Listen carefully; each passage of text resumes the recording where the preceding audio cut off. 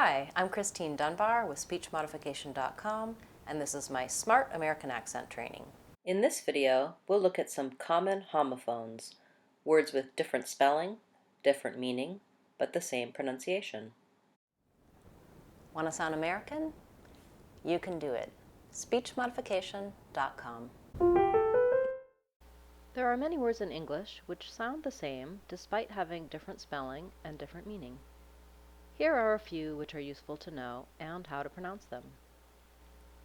In the word here, make sure you use a tight back American R. We glide from the high front E vowel to American R, here. Make sure you don't leave off the H sound or make too much noise in your throat. Not ear or here. You want to say here. Here.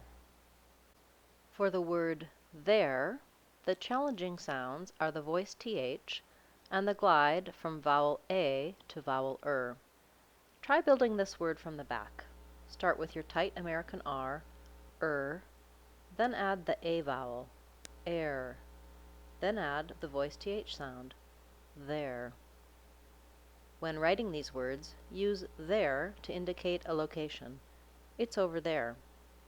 Use there to indicate possession. It's their house. Use there when using the contracted verb form for they are. They're going, they're busy, they're having fun. Americans will almost always say there instead of they are, unless they're saying the word by itself. Using there and other contractions is another way to sound more American.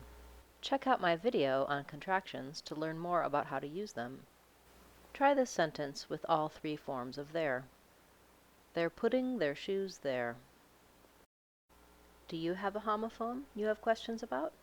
Check out our playlist to see more videos on homophones, or comment on this video and we'll make a video for you. More materials available on SpeechModification.com.